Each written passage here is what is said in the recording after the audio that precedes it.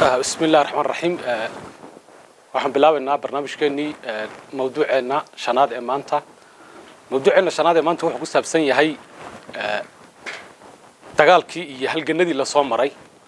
midhihii laga helay taas waxaan dib ugu noqonayaa dad fara badan ayaa wax iskaga khaldan halganku noocyo fara badan buu noqon karaa halgan jiritaan inaad jirto mid iyo halgan inaad wax qabsato oo aad guushaadii 100% gaadho oo wax maamusho waa ka laba arrimood marka halganna fara badan bay Soomaalidu soo martay kii Nasrullahi baa jiray Maqtal Daahir baa jiray waxyaabo fara badan baa jiray halganna fara badan baa jiray kii ugu dambeeyay hadda on lafta jiray oo muddo dheer socday aha halgankii ugu daba dheeraa uguna khasaaraha badnaa dhinaca kale marka la eegana ugu faa'iidada badnaa marka si loo eego halganka inaan ka hadalno waxa keenaysa taariikhiyan dadkan jiritaankooda marka laga hadlayo halganku marka resistance inaad istifaacayso oo aad diidan tahay in lagu qabsado waxay keenaysaa marka maxaad difaacanaysaa dhaqankaagii iyo diintaadii iyo afkaagii iyo jiritaankaagii iyo taariikhahaagii astaamahaagii markaad difaacanayso halganku midho buu dhalay ka dhigan tahay marka maanta ma jiro dhul aan leenahay waa la inaga qabsaday meelada doorasho iyo siyaasado kale iyo waxyaabo la inooga qabsaday way jiraan afkeennii wuu guuray ma lihin diinteennii way guurtay ma lihin dhaqankeennii wuu guuray oo 100% waan ka tagnay ma lihin waxba sii jira halgankii la soo galay ayaa keenay in diintaadu badbaadsanaato maanta inay jigjiga masaajido minaarada dhaadheer in laga dhiso malcaamada in laga dhiso in dadka Soomaalidu caasimadan jigjiga ay noqdaan dad iskale magaaladan caasimadda jigjiga halgankii on lafta baa xoriyay seelkii on lafta halkan joogi jiray ayaa kalifay qoomiyadaha kale inay jigjiga ka qaxaan oo guryahooda gadaan waayo waxaan garanayaa anigu jigjiga oo ma taqaanaa Serosolist iyo Zeramist aan geli kareenin oo laga cabsado oo liidhado waxa xaafadii xabashida waxa xaafadii maxayga waxyaabahaas waxay ku yimaadeen halgankii on laftiisa ku yimaadeen marka halgankii noocaas ahaa iyo dadkii soo galay waxay mudan yihiin bilow ilaa dhamaad waxay mudan yihiin loo mahad celiyo mudan yihiin halgankii la soo galay ayaa keenay maanta inaan jigjiga dhex fadhino inaan istifaacno oo dhaqankeennii iyo Soomaalinimo oo maanta jigjiga la inoo aqoonsanaado oo la yiraahdo caasimadda Soomaali Kaliil weeyaan in dad jira aan ahaano Soomaali Kaliil waa hore hadii la ina jeeri lahaa oo cid resistance keenta ayna jiri lahayn de maanta dhaqan iyo diin iyo Soomaalinimo iyo wadan inoo badbaadsanaadin midna ma jirin dhamaan waxay noqon lahayn dadkan gumaysigu ma aha oo kaliyeeta kan ku qabsada gumaysiga waxa ka xun kan intuu laamiyada ku dhisay iyo iskuulaadka adiga laftaada ku adeegsada marka dambe ee caruurtaada adeegsada ee reflect garayso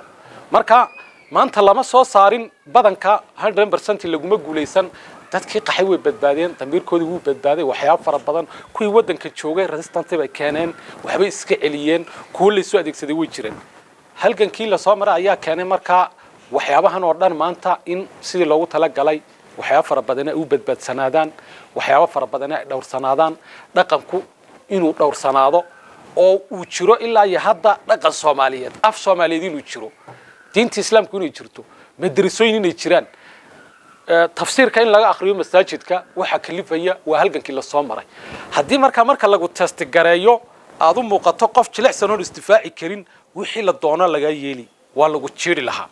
waa hore la ina jeeri lahaa marka halgankii la soo maray ayaa keenay in wax walba aan midhihiisii aanu fadhina maanta oo Ethiopia inaan wax la qaybsano maanta doonayno hamigeeda inaan doonayno marka waxaan sidan u leeyahay dad fara badan oo waxa jira dadkii soo dagaalamay kumanaan nin oo on la faayaa wadankan soo dhimatay boqolaal baa u soo jajabtay boqolaal baa loo soo xidhay boqolaal baa reerahoodii ma macquul baa waxaad arkaysaa nin halkan kooka iyo jaad hor yaalo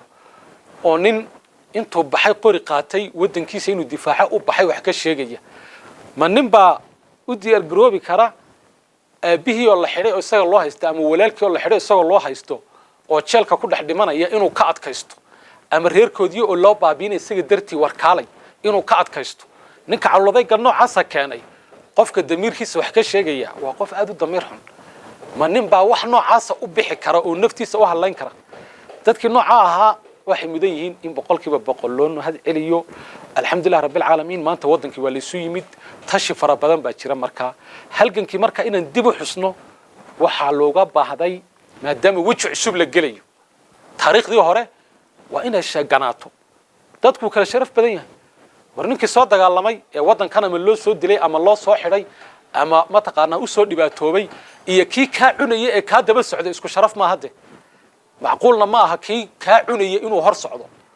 taas looma baahna laakiin kan laftiisuna inuu yidhaahdo aniga waan soo dagaalamay waan soo rafaado adigu waad dilaysay oo mataqaanaa nolol kuuma ogoli looma baahna waxa loo baahan yahay in kaasina uu xagga dambe maro kana uu xagga hore maro sida marka dadku ay wada noolaadaan marka halgankii la soo maray midhaan ka haynaa dadka qaar baa oranaya weligan waa soo dagaalamayna guulmaynaan gaadhin qori un baynu wadnay waxba maxaynu ku keenay midho warina adiga laftaada hadasho oo meeshan fadhidaa lagu keenay de gurigaagan baa la rabay in la dumiyo gabadhaadan baa la rabay cidiyaad dheer intay la baxday balaayo inay noqoto adiga ku xubsato intay dhimatay waxay sharaf u yihiin inta nool inay badbaado oo iyagoo sharaf la joogaan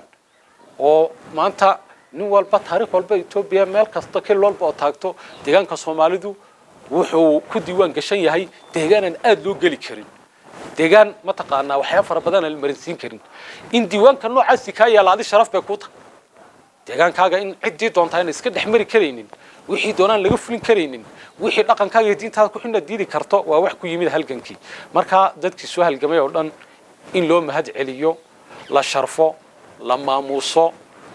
wax kale kama rabaan inay shaqanaadaan waa qasab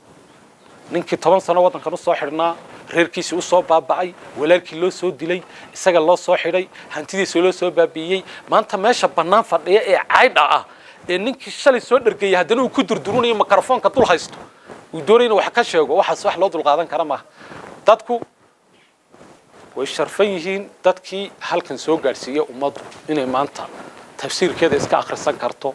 inteedii baaqiga ahaa inuu isu yimaado halkan yimaado wadax godorfeeyo waxay ku yimaadeen oo taasi ku timid kuwii naftooda u sacrifice gareeyay inay u dhintaan in loo dilo in loo xidho boqolkiiba boqol way mahadsan yihiin article-kan ujeedada aan ka leeyahay marka waa in dadku ay qaabka ugu baraarugaan oo sida u fahmaan halkan aan kaga baxayna